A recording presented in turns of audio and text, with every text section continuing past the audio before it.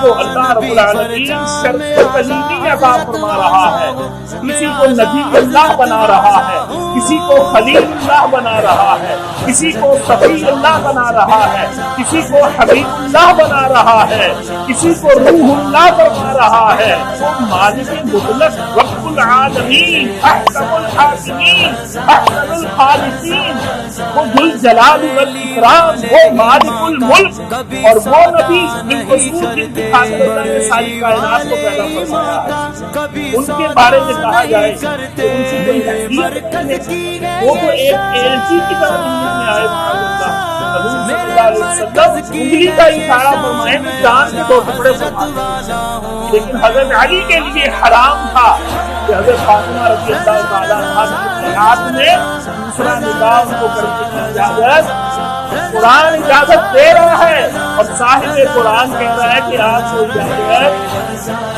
نعت خوانی کو شرک کہنے والوں، یہ نعتیں تو اللہ نے قرآن میں آیات کی صورت میں بیان کی ہے۔ کیا مطلب ہے والضحیٰ کا، کیا مطلب ہے انا اعطیناک الکوثر کا، کیا مطلب ہے الم نشرح لک صدرک کا، کیا مطلب ہے ورفعنا لک ذکرک کا، کیا مطلب ہے قد جاءکم من اللہ نور وکتاب مبین کا، کیا مطلب ہے انا ارسلناک شاہدا ومبشرا ونذیرا وداعیا الی اللہ بإذنہ وسراجا منیرا۔ مولاي صل وسلم دائما أبدا على حبيبك خير الخلق كلهم۔ عزیزان محترم، ماہ سفر المظفر بالکل اپنے اختتام پر ہے، اور اس کی 25 تاریخ جو گزری وہ یوم وصال تھا، یوم عرس تھا۔ امام اہل سنت، مجدد دین و ملت، پروانہ شمع رسالت،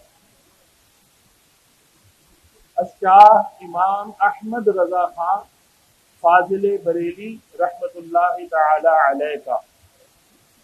عزیزان محترم، امام احمد رضا خان رحمت اللہ تعالی علیہ کو امام اہل سنت کے نام سے بھی جانا جاتا ہے۔ اعلی حضرت جو آپ کو خطاب دیا گیا اس لقب سے بھی جانا جاتا ہے۔ تو آپ بڑی ایک منفرد شخصیت کے مالک تھے۔ عزیزان محترم، اعلی حضرت امام اہل سنت کوئی نیا دین لے کر نہیں آئے۔ جتنے بھی اہل سنت و جماعت کے مخالفین ہیں یا مخاصمین ہیں یا معاندین، یعنی ان سے تضاد رکھنے والے، اختلاف رکھنے والے، وہ یہ تاثر پیش کرتے ہیں کہ یہ بریلوی لوگ ہیں، یہ قبر پرست ہیں، یہ جناب نظر و نیاز والے ہیں، خالی قرآن حدیث سے ان کا کوئی تعلق نہیں ہے، اور یہ مٹھی بھر سے لوگ ہیں۔ عزیزان محترم، یہ آپ کے علم میں ہو، یہ مسجد، اس کے باہر بھی لکھا ہوگا اہل سنت و جماعت حنفی بریلوی رجسٹرڈ، یہ رجسٹرڈ ہے۔ ادھر آ کے اب کوئی اپنی ڈوئی نہیں مار سکتا کہ یہاں ہر جمعے لڑائی ہو، ہر نماز میں لڑائی ہو، ہم نماز پڑھائیں گے، ہم نماز پڑھائیں گے، کوئی کہ ہم یہ کریں گے، ہم جنازہ پڑھائیں گے، ہم تقریر کریں گے۔ اگر اس طرح سے ہو تو ہر مسجد میں لڑائیاں شروع ہو جائیں۔ عزیزان محترم، اعلیٰ حضرت، ایک تو جب ان کو کہا جاتا ہے، ایک مغالطہ یہ دیا جاتا ہے کہ صحابہ کرام اعلیٰ حضرت نہیں ہیں، تو 14 صدیوں کے بعد کوئی عالم آ گئے اور ان کو اعلیٰ حضرت کہتے ہو۔ تو عزیزان محترم، یہ دھوکہ دیا جاتا ہے۔ اعلیٰ حضرت کو یہ جو خطاب ملا ہے، یہ اپنے دور کے علماء میں جو فوقیت رکھنے والے تھے، جن کی علمی شان بہت اعلیٰ اور بلند تھی، اس اعتبار سے ان کو اعلیٰ حضرت کہا گیا۔ امام اعظم ابو حنیفہ رضی اللہ تعالیٰ، ان کو جو کہا جاتا ہے، تو اس کا مطلب کیا یہ ہے کہ امام اعظم سب سے بڑا امام؟ اب دھوکہ دینے والا کیسے دھوکہ دیتا ہے، واردات کیسے ڈالتا ہے کہ امام اعظم، میرے امام اعظم تو رسول اللہ صلی اللہ علیہ وسلم ہیں۔ تو بے شک رسول اللہ صلی اللہ علیہ وسلم امام الانبیاء ہے، امام الانبیاء ہے۔ یہ اسٹیٹس کسی اور کو حاصل ہے؟ ہرگز نہیں۔ سارے انبیاء میں سب سے بڑے جو نبی ہیں وہ کون ہیں؟ ہمارے آقا صلی اللہ علیہ وآلہ وسلم۔ عمر کے اعتبار سے نہیں، مرتبے کے اعتبار سے۔ اور اگر آپ کی نوری عمر دیکھی جائے تو آپ کا نور تو سب سے پہلے تخلیق کیا گیا ہے۔ عزیزان محترم، اس طرح خلط ملط کرنا کہ آج کا کوئی اگر کسی کو خطاب دے دیا جائے کسی بھی حوالے سے تو اس کو جا کے نبیوں سے جوڑ دینا، یہ کم علمی کی نشانی ہوتی ہے کہ سننے والے کا ویژن اور علم بڑا محدود ہے، تو وہ خلط مبحث چاہتا ہے، وہ الجھانا چاہتا ہے۔ تو جب بھی ہم کہتے ہیں غوث اعظم، اس کا مطلب یہ کیا ہے؟ غوث تو اللہ بھی ہے، مددگار ہے۔ اللہ زندہ ہے، بولیے، بولے نا، سب بولے اللہ زندہ ہے، کہیں بے شک ہے۔ ہم مردہ ہیں کہ ہم بھی زندہ ہیں؟ ہم کون ہیں؟ تو اللہ بھی زندہ اور ہم بھی زندہ، تو کیا یہ شرک ہوگا؟ بولیے۔ لوگ کہتے ہیں نا یہ اللہ کا جو نام ہے وہ بندے کا ہو جائے تو یہ تو شرک ہو جاتا ہے۔ تو اللہ زندہ ہے، ہم بھی زندہ ہے، تو پھر شرک؟ ہر کوئی مشرک۔ اللہ موجود ہے، سب جواب دیں، جو خاموش ہیں ابھی تک وہ بھی جواب دیں۔ اللہ موجود ہے، ہم موجود ہیں کہ غائب ہیں؟ جو غائب ہے ہاتھ کھڑا کرے۔ آپ غائب ہیں، سارے موجود ہیں، اللہ بھی موجود اور ہم بھی موجود۔ تو دیکھیے اللہ سمیع ہے، اللہ نے ہمیں بھی سمیع بنایا ہے، سننے والا۔ اللہ سنتا ہے، ہم سنتے ہیں، اللہ بھی سنتا، ہم بھی سنتے ہیں۔ اللہ دیکھتا ہے، وہ بصیر ہے، ہم بھی دیکھتے ہیں۔ اللہ نے کہا فجعلناہ سمیعا بصیرا، تو نام اللہ نے خود ہی دیے ہیں، اللہ نے اوصاف خود ہی دیے ہیں۔ تو یہ جھانسا دینا ہوتا ہے، واردات ڈالنا ہوتا ہے کہ یہ بھی شرک ہو جائے گا، ایسے ہو جائے گا، ویسے، یہ شرک ہو گیا، ساروں کو مشرک بنا دیتے ہیں۔ ایسا نہیں ہے۔ اعلیٰ حضرت اپنے دور کے علماء میں ان کو خطاب یہ دیا گیا، امام اعظم کو ائمہ کے درمیان، ائمہ مجتہدین فقیہوں کے درمیان امام اعظم کو یہ خطاب دیا جاتا ہے۔ اس کا مطلب یہ نہیں کہ امام اعظم صحابہ سے بھی افضل ہے یا انبیاء سے یا رسولوں سے افضل ہے، معاذ اللہ ثم معاذ اللہ، ایسا تو انسان سوچ بھی نہیں سکتا۔ ہم کہتے ہیں صدیق اکبر، سیدنا صدیق اکبر، صدیق اسے کہتے ہیں سب سے زیادہ سچا، بہت زیادہ سچا۔ تو کیا اللہ بہت زیادہ سچا نہیں ہے؟ بولیے۔ رسول اللہ صلی اللہ علیہ وسلم بہت زیادہ سچے نہیں ہیں؟ ہر نبی بہت زیادہ سچے نہیں ہیں؟ تو ہم سیدنا صدیق اکبر کو کہہ رہے ہیں۔ اس کا مطلب یہ ہے جو یہ کہتا ہے سیدنا صدیق اکبر، وہ اللہ سے بھی بڑا مان لیتا ہے یا برابر مان لیتا ہے صدیق اکبر کو؟ بولیے، سب جواب دیں ذرا۔ اسی طرح ہم کہتے ہیں عمر فاروق رضی اللہ تعالیٰ عنہ، اچھا اکبر بھی کہا، صدیق اکبر، اکبر سب سے بڑا۔ اللہ اکبر کہہ کے نماز شروع کرتے ہیں، اللہ اکبر کہہ کے اذان شروع کرتے ہیں، اللہ اکبر کہہ کے ذبح کرتے ہیں، اللہ اکبر کہہ کے اقامت کرتے ہیں۔ تو یہ اکبر کس کی صفت ہے؟ اللہ، اللہ اکبر من کل شیء۔ یہ اصل میں عبارت من کل شیء بھی آگے ہوتا ہے لیکن یہ حذف ہوتا ہے، محذوف ہوتا ہے، اس لیے تبدیل جہاں من کے ساتھ اکبر من کل شیء، تو اللہ سب سے بڑا ہے، تو ہم کسی اکبر کہہ رہے ہیں۔ ہم اپنے بچوں کا نام بھی اکبر رکھ لیتے ہیں، یہ اکبر ہے، اکبر علی۔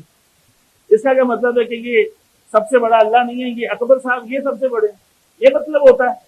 جنہوں نے یہ نام رکھے ہیں وہ سارے مشرک ہیں۔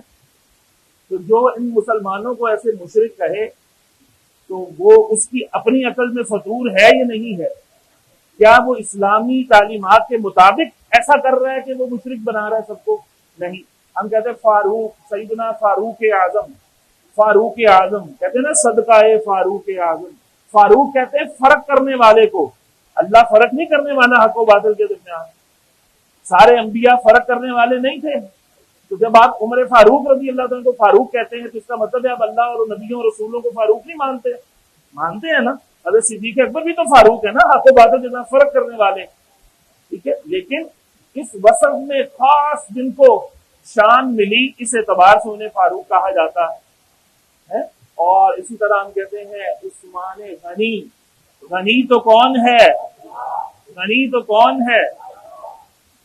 اتفاق ایسا ہے کہ ہمارے علاقے کے اندر ایک ایسی دکان ہے جس میں نام ہی اس نام سے ہے، اور نام تو یہ اللہ کا ہے، اور ان کا مسلکن بھی ان کا ذرا علیحدہ ہے معاملہ. تو ان کو سارے غنی غنی کہہ کر بلاتے ہیں تو شرک نہیں ہوتا.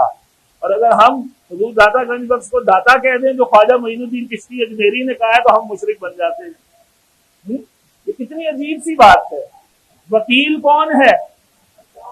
تو جو لا پڑھتے ہیں وہ کون بن جاتے ہیں؟ وہ کون ہوتے ہیں؟ سبزی فروش. بولیے وکیل تو وکیل تو اللہ ہے. حکیم کون ہے؟ تو جو طب پڑھتے ہیں انہیں کیا کہتے ہیں؟ پلمبر. حکیم تو اللہ بھی حکیم اور وہ بھی حکیم. طبیب تو کون ہے؟ تو جو ڈاکٹر پڑھتے ہیں، میڈیکل سائنس پڑھتے ہیں، ڈاکٹر بن جاتے ہیں، تو انہیں کیا کہتے ہیں؟ ہم طبیب نہیں کہتے. تو طبیب تو کون ہے؟ تو اللہ اپنی بارگاہ سے کسی کو علم عطا کرتا ہے، اور کئی صفات ہیں جو اللہ عطا کرتا ہے. اس کا مطلب یہ نہیں کہ جیسا کہ اللہ طبیب ہے ویسا ہی یہ بھی طبیب ہے، ایسا ہرگز نہیں. وہ خالق ہے، یہ مخلوق ہے. خالق کا مقابلہ تو خالقوں کے ساتھ ہونا چاہیے کہ بھی یہ کیسا خالق اور یہ کیسا خالق ہے. بڑا خالق یہ ہے کہ بڑا خالق یہ ہے، بڑا طبیب یہ ہے کہ بڑا طبیب یہ ہے. تو بتائیے خالق کتنے ہیں؟ خالق تو ایک ہے. وَإِلَٰهُكُمْ إِلَٰهٌ وَاحِدٌ. تمہارا خدا تو ایک ہی خدا ہے، تمہارا معبود تو ایک ہی معبود ہے. کہو نا قُلْ هُوَ اللَّهُ أَحَدٌ. کہہ دو وہ اللہ. تو ایک کے لیے یہ کہیں گے ہم کہ اللہ فرماتے ہیں. جو کہتے ہیں فرماتے ہیں ان کے پتہ نہیں کتنے اللہ ہیں. اس میں شرک کی بو ہے، اس لیے علماء منع کرتے ہیں کہ یہ جملہ نہ بولو. بات اور طرف چلی جائے گی. عزیزان محترم، اعلیٰ حضرت کو اعلیٰ حضرت کہا جاتا ہے. آپ اس دور کے اندر آپ نے آنکھ کھولی کہ فتنوں کا سیلاب امڑا ہوا تھا. فتنوں کا سیلاب. میں آپ کو کچھ عبارتیں بتاتا ہوں اور آپ نے ہر عبارت کو سن کر پتہ کیا کہنا ہے؟ معاذ اللہ. کیا کہنا ہے؟ اللہ کی پناہ. ہم اللہ کی پناہ میں آتے ہیں ہم. معاذ اللہ. اس دور میں اعلیٰ حضرت نے جتنا بڑے یہ فتنوں کے سیلاب کو بند باندھا ہے، ابھی 100 سال ہی تو گزرے ہیں. اگر بند نہ باندھتے تو آج یہ یا رسول اللہ کہنے والے، آج یہ درود و سلام پڑھنے والے، آج یہ جناب نظر و نیاز ہے یا مزارات اولیاء یا شان اولیاء یا شان انبیاء کی جو ہے وہ محافل کرنے والے، میلاد کی محافل کرنے والے، یہ نظر نہ آتے. یہ سارے جو ہیں یہ 100 سالہ اور ہی کوئی جشن منا رہے ہوتے. یہ رسول اللہ صلی اللہ علیہ وسلم کے میلاد کو اس دور میں شرک کہا جا رہا تھا، شرک کہا جا رہا تھا. اعلیٰ حضرت نے اس کے خلاف آ کر بند باندھا کہ تم 1400 سال کے عقائد پر تم جو ہے واردات ڈالتے ہو، ڈاکہ ڈالتے ہو.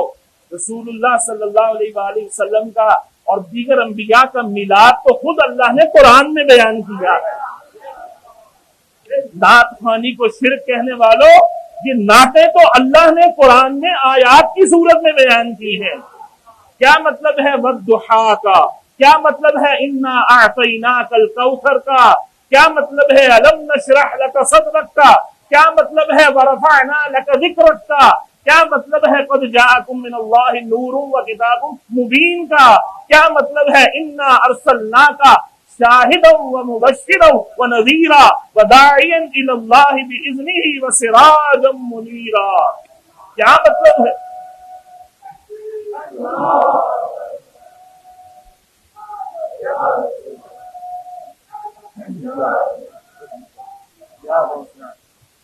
محترم، ان آیات کو پھر قرآن سے وہ لوگ نکال دیں، کوشش کر کے دیکھ لیں پھر ان کا حشر کیا ہوگا، ان کا قیمہ بھی نہ ملے گا شاید.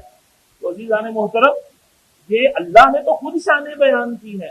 تو اعلیٰ حضرت جس دور میں آئے اس دور کے اندر ایک کتاب جو ہے وہ لکھی گئی تقویت الایمان کے نام سے، اور مولوی اسماعیل صاحب نے اس کے اندر جو ہے مولوی اسماعیل دہلوی نے اسلام پر حملہ کرتے ہوئے اس میں لکھا کہ تمام اولیاء اور انبیاء اللہ کے سامنے ایک ذرہ ناچیز سے بھی کم تر ہے. جن نبیوں کو اللہ رب العالمین اولو العزم بنا رہا ہے، جن نبیوں کو اللہ رب العالمین شرف کلیمی عطا فرما رہا ہے، کسی کو نبی اللہ بنا رہا ہے، کسی کو خلیل اللہ بنا رہا ہے، کسی کو صفی اللہ بنا رہا ہے، کسی کو حبیب اللہ بنا رہا ہے، کسی کو روح اللہ فرما رہا ہے، کسی کو کچھ اللہ شان عطا کر رہا ہے، کسی کے ماتھے اللہ نے شفاعت کبریٰ کا صحرا سجایا ہے، کسی کو اللہ نے بادشاہتیں عطا فرمائی، اللہ نے ہوائیں ان کے تابع کر دی، جنات ان کے تابع کر دیے، اللہ نے مخلوقات چرند پرند وحشی درندے جن کے تابع کر دیے. یہ کمتر مخلوق کے تابع کیے ہیں کہ جس کو اللہ نے شان دی ہے اور یہ بھی شانیں عطا کر کے اور شانوں میں اضافہ فرما دیا ہے. بتائیے انبیاء کمتر مخلوق ہے کیا؟ معاذ اللہ ثم معاذ اللہ. ارے وہ بچہ جو ماں کے پیٹ ہی میں ختم ہو جاتا ہے، جس کے اعضاء مکمل بنتے ہی نہیں ہیں، وہ کسی بھی وجہ سے جو ہے وہ جب مس کیریج ہو جائے یا کوئی ابارشن کرا دے یا کوئی بھی وجہ ہو، طبی حوالے سے ڈاکٹر طبیب مشورہ دے، کچھ بھی ایسا ہو، تو وہ بچہ جو نامکمل ہوتا ہے، جسے زندگی جو ہے جینے کا موقع ہی نہیں ملتا، جس کے اندر روح ابھی جو ہے وہ آتی ہی نہیں ہے، 4 ماہ کا بھی نہیں ہوا ہوتا، 4 ماہ کا جب ہوتا ہے 120 دن کا، اس وقت اللہ فرشتہ بھیج کر اس میں روح پھونکتا ہے، اس سے پہلے نہیں. حدیثوں کے مطابق تو عزیزان محترم، نہ اسے نام ملا، نہ اس نے دنیا دیکھی، نہ اسے جو ہے وہ عمل کرنے کا یا گناہ کرنے کا یا نیکی کرنے کا موقع ہی نہیں ملا. اس نامکمل بچے کو ڈاکٹر پتہ کیا کرتے ہیں؟ 10 منٹ میں پھینک دیتے ہیں. بعض ڈاکٹر، میں اپنے مشاہدے کی بات کروں، ہر ایک کی نہیں بات کر رہا، یعنی وہ کچھ پارٹس ہوتے ہیں یا خون سے لتھڑا ہوا ہے یا لوتھڑا ٹائپ ہے، اس کو فریم تھوڑی کوئی کراتا ہے. میں خود اس کا عینی شاہد ایک گواہ ہوں. کسی ایک معاملے کے اندر مجھے دیا گیا کسی یعنی عزیزوں کے اندر کہ لا کر میں نے دیکھا ہوا ہے اتنا سا انسان اور ڈاکٹر کہہ رہے تھے کہ اس کو 10 دن میں کر دو. اس کو کیا کرنا ہے؟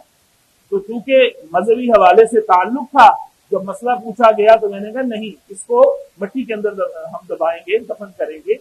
حالانکہ اس کا جنازہ نہیں، وہ دنیا میں آیا نہیں اس طرح سے، تو اس کو سفید کپڑے میں لپیٹ کر میں خود جا کر اپنے جو علاقے کے قبرستان کے، کیونکہ میرے بہت ہی قریبی رشتے دار تھے جن کے ساتھ کوئی مسئلہ ہو گیا تھا، تو اس کو دفن کیا اسلامی تعلیم کی وجہ سے. عزیزان محترم، بہرحال وہ تو پھر بھی اس کے اعضاء تھے، جس کے اعضاء بھی نہیں ہوتے، میں اس کی بات کر رہا ہوں، اس کی شان بتانے لگا ہوں. اس کی شان پتہ ہے کیا ہے؟ اللہ کے رسول کیا فرماتے ہیں؟ قیامت کے دن کیونکہ اللہ تو کوئی چیز بھی بے فائدہ پیدا نہیں کرتا، تو اس میں بھی اللہ کی حکمت ہوتی ہے، مشیت ہوتی ہے. جس میں روح ڈالنی ہوتی ہے وہ ڈالتا ہے، جس کو روح ڈالنے سے پہلے ہی واپس بلانا ہوتا ہے اللہ تعالیٰ اس کو بلا لیتا ہے. تو اللہ تعالیٰ اس کچا بچہ، نامکمل بچے کو کہے گا کہ جا جنت میں چلا جا. سوال ہے اسے بھیجنے کی، اسے اتنی شان دینے کی کیا ضرورت ہے؟ بھئی شان کریمی تو اللہ کی ہے نا، اللہ کرم والا ہے، اللہ شانوں کا مالک ہے، اس کی مرضی. ہم کون ہوتے ہیں اس پر اعتراض کرنے والے؟ تو اللہ فرمائے گا جہاں جنت میں چلا جا.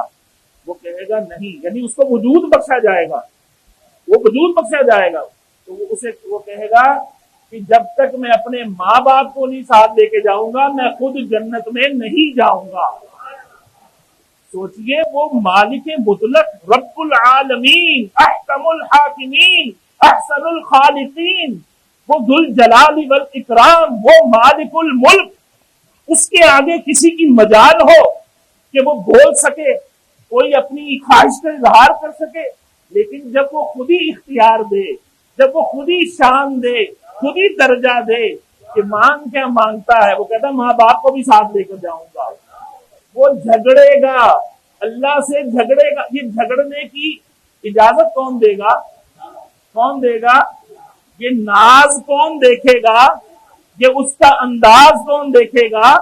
یہ ناز و انداز یہ اللہ اسے عطا کر رہا ہے، اور اللہ اپنی شان کے جلوے دکھانا چاہتا ہے. وہ کہے گا میں یوں نہ جاؤں گا، اپنے ماں باپ کو لے کر جاؤں گا. اللہ فرمائے گا کہ جا ایھا الرجل الساقط، اور گرے ہوئے نامکمل بچے اپنے ماں باپ کا ہاتھ پکڑ اور جا انہیں بھی اپنے ساتھ جنت میں لے جا.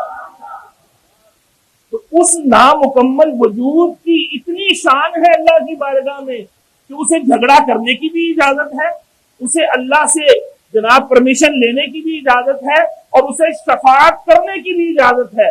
اس کے ماں باپ اگر تو اسلام پر مرے ہوں گے، اپنے دین پر مرے ہوں گے، ان کا اختتام ہوا ہوگا، وصال ہوا ہوگا، تو اس صورت میں اگر کفر پہ ہے تو کفر والوں کے لیے تو ابدی جہنم ہے. تو اتنے سے نامکمل بچے اور وجود اور لوٹھڑے کو اتنی اللہ شان دیتا ہے. یہ ہمارے اسلامی عقائد کے مطابق تو انبیاء اور وہ نبی بالخصوص جن کی خاطر اللہ نے ساری کائنات کو پیدا فرمایا ہے، ان کے بارے میں کہا جائے کہ ان کی کوئی حیثیت نہیں ہے.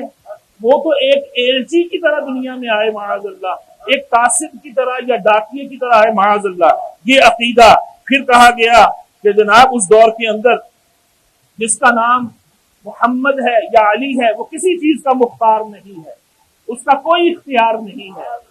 یہ عقیدہ اس کے اندر لکھا ہوا. تو عزیزان محترم، اور ہمارا عقیدہ قرآن و سنت سے کیا ملا ہے کہ رسول اللہ کا اختیار نہیں ہے. اللہ نے ایسا اختیار دیا ہے کہ حضرت علی کو نماز پڑھانے کے لیے سورج کو واپس موڑ لیتے ہیں، ڈوبا ہوا سورج واپس موڑ لیتے ہیں. حدیثیں بتا رہی ہیں رسول اللہ علیہ السلام کو اختیار نہیں ہے. یہ اسلامی عقیدہ ہے یا یہ اسلامی عقیدہ ہے کہ حضور صلی اللہ علیہ وسلم زمینی نہیں آسمانی مخلوق ہے سورج، اور چاند بھی آسمانی مخلوق ہے. حضور صلی اللہ علیہ وسلم انگلی کا اشارہ فرمائے تو چاند کے 2 ٹکڑے فرما دیتے ہیں. یہ اختیار نہیں ہے. حضور جس کے لیے چاہیں جو چیز حلال فرما دے حلال ہو جاتی ہے، جس کے لیے جو چاہیں حرام کر دیں وہ حرام ہو جاتا ہے.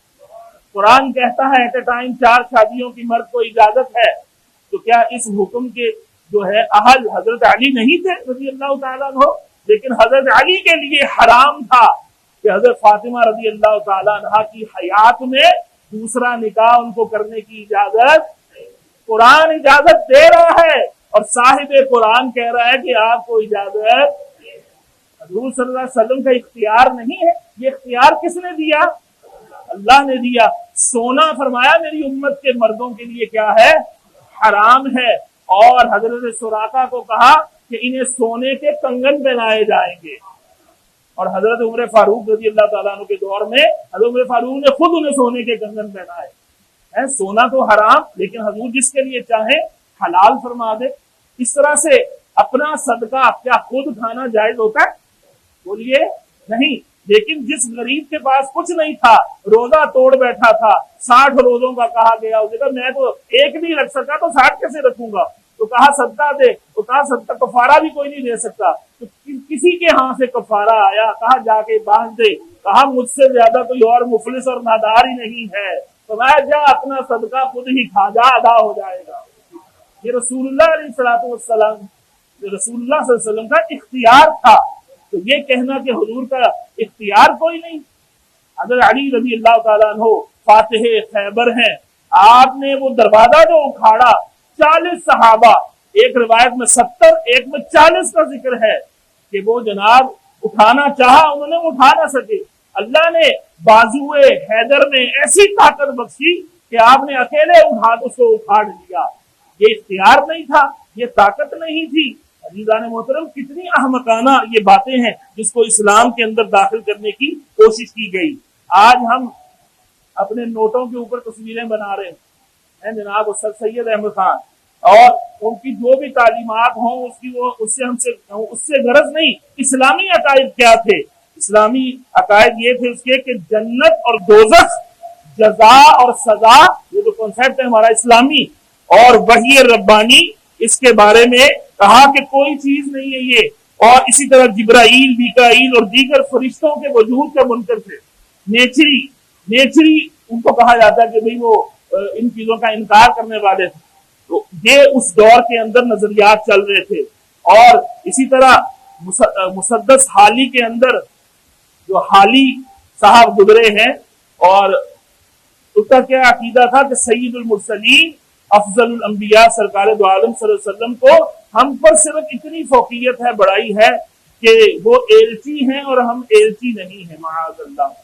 آپ کو پتا ہے کوئی بھی جناب اپنا نظریہ گھڑتا ہے تو اس کے پیچھے بھی جو ہے لوگ چل پڑتے ہیں، کیونکہ یہاں جو بھی شکاری جال پھینکتا ہے تو پھنسنے کے لیے لوگ خود تیار ہو جاتے ہیں کہ جناب ہاں ویسے تو ہماری کہیں کوئی سیتا نہیں ہے، چلو یہ نیا شوشہ اٹھا ہے، اس کے پیچھے چلتے ہیں، لہذا ہماری بھی کوئی جو ہے بلے بلے ہو جائے گی، کوئی عہدہ مل جائے گا تو میڈیا کی جناب ہم زینت بن جائیں گے، کوئی ہمارا نام بھی آ جائے گا. وہ بندہ جس کو کوئی نہیں پوچھتا آج سڑک پہ کھڑے ہو کر کچھ بک بک کرے، فوراً میڈیا یہاں دوڑا اڑتا آئے گا اور جناب فوراً وہ وائرل ہوتے پوری دنیا کے اندر عالمی شخصیت بن جائے گا. تو اس طرح کا تو معیار لوگوں نے بنا لیا. عزیزان محترم، اس دور کے اندر اعلیٰ حضرت آئے کہ جس دور کے اندر مرزا قادیانی عیسیٰ علیہ السلام کو گالیاں لکھ رہا تھا اپنی کتابوں کے اندر، انبیاء کی شانوں میں جو ہے وہ بکواسات کر رہا تھا، توہینیں کر رہا تھا، عجیب و غریب قسم کی اپنی جھوٹی نبوت کا دعویٰ کر رہا تھا. اعلیٰ حضرت اس دور میں تشریف لائے. اور کتنے سارے لوگ تھے جو کہ شیطان کے علم کو، ملک الموت کے علم کو اور شیطان کے علم کو رسول اللہ صلی اللہ علیہ وسلم کے علم سے زیادہ بتا رہے تھے، اور کہتے تھے کہ شیطان کے علم کی دلیل قرآن میں ہے اور ملک الموت کے علم کی دلیل قرآن میں ہے، رسول اللہ کے علم کی کون سی دلیل ہے قرآن میں؟ یہ عقائد تھے. اس کے آگے کس نے بند باندھا؟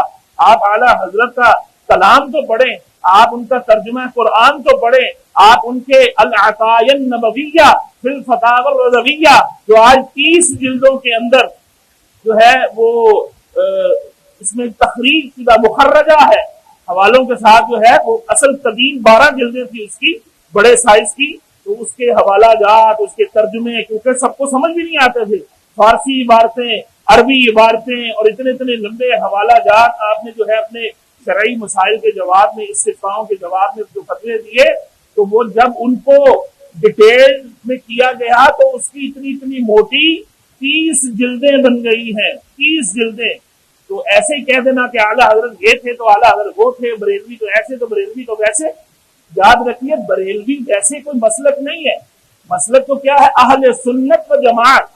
بریلوی ایک شناخت تو بنی کیوں کہ وہ بریلی کے رہنے والے تھے، وہاں پر انہوں نے جو ان باطل نظریات کے خلاف بند باندھا اور جتنے بھی جو آپ دین کی خدمات بھی وہاں سے ہی سر انجام دی، تو اتنا ان کا شہرہ ہوا، ان کے کام میں اللہ نے اتنی برکت دی، اتنی تائید رحمانی ان کی شامل حال ہوئی کہ ان کی روز تعلیمات جو کہ 1400 سال کی تعلیمات کا تسلسل تھا، کیونکہ اللہ رب العالمین ہر صدی کے اختتام پر ایک مجدد بھیجتا ہے، بلکہ ایک سے زیادہ بھی ہو سکتے ہیں، لیکن ایک تو مست ہوتا ہے جو آ کر دینی احکامات پر اگر غبار پڑ جائے ان غبار کو وہ ہٹاتا ہے، وہ سنتیں اگر مٹ رہی ہوں ان کا آ کر احیاء کرتا ہے، ان کو دوبارہ سے زندہ کرتا ہے انہی احکامات کو.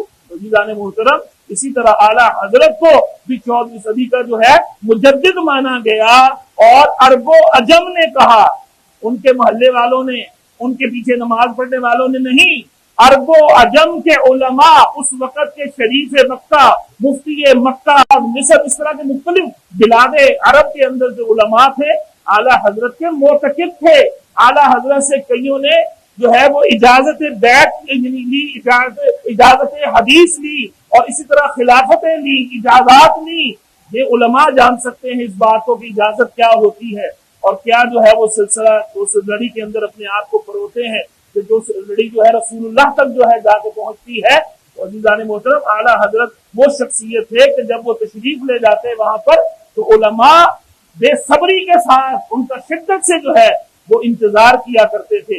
اعلیٰ حضرت رحمۃ اللہ علیہ کا وہاں پر بیماری کے حالت میں ایک دفعہ وہ وہاں گئے اور وہاں پر جو ہے بعض لوگ وہاں جمع تھے کہ جناب علم غیب مصطفیٰ پر اعتراضات کر رہے تھے. اعلیٰ حضرت عظیم المرتبت رحمت اللہ علیہ سے کہا گیا کہ آپ اس پر کوئی قلم تو چلائیں یا کچھ ہمیں اس پر جو ہے آپ روشنی ڈالیں کہ رسول اللہ صلی اللہ علیہ وسلم کے علم غیب کے حوالے سے آپ نے بغیر کسی کتاب کی ہیلپ کے 8 گھنٹے کے اندر تقریباً بیماری اور علالت کی حالت کے اندر آپ نے ایک اتنی ضخیم کتاب لکھ دی، الدولۃ المکیہ فی المادۃ الغیبیہ، رسول اللہ صلی اللہ علیہ وسلم کی کہ علم غیب پر جو قرآن مجید میں آیات ہیں، جو تفاسیر کے اندر حوالہ جات ہیں، جو احادیث کے اندر جو ہے رسول اللہ علیہ السلام کا غیب جو ہے اپنی شانیں بکھیر رہا ہے، اعلیٰ حضرت امام اہل سنت نے وہ ساری کی ساری آیات احادیث اس جو ہے کتاب کے اندر تحریر فرما دی، اور وہ ہوائی کتاب نہیں ہے کہ کہیں ملتی نہیں ہے،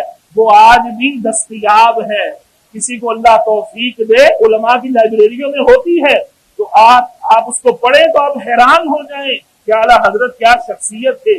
عزیزان محترم، اعلیٰ حضرت رحمت اللہ علیہ سے کہا گیا کہ آپ کوئی قرآن کی تفسیر ہی لکھ دیں۔ آپ کہنے لگے کہ ایک دفعہ سورۃ ضحیٰ کی تفسیر لکھنے بیٹھا تھا، تو سورۃ ضحیٰ 30ویں پارے کی ایک سورت ہے 39 صورتوں میں سے یا 40 صورتوں میں سے، تو کہتے لگے کہ سورۃ ضحیٰ ہی کے 80 جز ہو گئے، 80 جز ہو گئے، تو فقیر اتنی زندگی کہاں سے اتنی پائے گا کہ وہ پورے قرآن کی تفسیر لکھ سکے، لہذا اسی کو لکھ کر چھوڑ دیا۔ پھر کہا قرآن کا ترجمہ ہی لکھ دیجئے، تو آپ نے پھر امت کو کنز الایمان کا ترجمہ عطا فرمایا۔ انشاءاللہ اللہ نے موقع دیا تو بھی کوئی بیان کریں گے، وقت پہلے ہی ہو چکا۔ اللہ تبارک و تعالی ان بزرگان دین کی قبروں پر کروڑ رحمتوں کا نزول فرمائے۔ عزیزان محترم، بلا وجہ علماء، اولیاء اور اپنے جو ہے اکابرین سے بغض پال لینا، یہ ایجنڈا کس کا ایجنڈا ہو سکتا ہے؟ یہ شیطان کے سوا کسی کا ایجنڈا نہیں۔ ہمارا ایجنڈا تو یہ ہونا چاہیے کہ ہم جہنم میں نہ چلے جائیں، ہم جھوٹ نہ بولیں، ہم دھوکہ نہ دیں، ہم فریب نہ کریں، نمازیں پوری ہوں، حلال حرام کا خیال رکھیں، ہم انبیاء کی تعظیم کریں، اللہ کی تعظیم کریں، صحابہ کی تعظیم کریں، آل رسول کی تعظیم کریں، اور یہ ایجنڈا لے کے جو چل پڑے، لٹھ لے کر نبیوں کے پیچھے پڑ کے معاذ اللہ ان کا علم تولتے ہیں کہ کتنا تھا تو کتنا نہیں تھا، صحابہ کا ہم فیصلہ کراتے ہیں، ان کی جنگوں کا، آل رسول کا ہم فیصلہ کراتے ہیں، اور تم ہوتے کون ہو؟ تمہاری حیثیت کیا ہے؟ کیوں جہنم کو آباد کرنا ہے جا کر؟ اس لیے اعلیٰ حضرت نے فرمایا لَأَمْلَأَنَّ جَهَنَّمَ تھا وعدہ ازلی، نہ منکروں کا عبث بدعقیدہ ہونا تھا۔ یہ جو لوگ بدعقیدہ ہو رہے نا، راہ سے پھسل رہے، یہ ایویں نہیں ہو رہے۔ اللہ نے جہنم کو بھی تو بھرنا ہے نا، وہ لکڑیوں سے تھوڑی بھرنا ہے، وہ انسانوں سے بھرنا ہے، اور انسان بھی کون سے کفار ہوں گے اور بدمذہب ہوں گے، یہ اللہ نے وعدہ فرمایا ہوا ہے۔ تو جو اپنے آپ کو جہنم میں جھونکنا جاتا ہے، وہ یہ علم فتنے کا اٹھا کر تو ان کے لوگوں کے پیچھے چل پڑے، ان کی ویورشپ بڑھائے، ان کی جناب ریٹنگ بڑھائے، ان کی سبسکرپشن بڑھائے، ان کے ویوز کو زیادہ کرے، اور ان کو امام مان لے۔ جو دور نبوی کے قریب کے اکابر ہیں ان کو چھوڑ کر جو 1400 سال کے بعد جو فتنے پیدا ہو رہے ہیں، ان کے پاؤں پکڑ کر چاٹ رہے ہیں ان کے تلوے، جو ان کے پیچھے لگ کر جانا چاہتا ہے، تو ہماری دعا ہے جو گمراہوں کے ساتھ اپنا انجام چاہتا ہے، اللہ ان کا انجام گمراہوں کے ساتھ کر دے، اور جو رسول اللہ صلی اللہ علیہ وسلم، نبیوں، ولیوں، صحابہ، اہل بیت اور عشاقان رسول کے ساتھ اپنا انجام چاہتا ہے، اللہ ان کا انجام ان کے ساتھ فرمائے۔ سب کہیے آمین۔ وما علیہ الا البلاغ المبین۔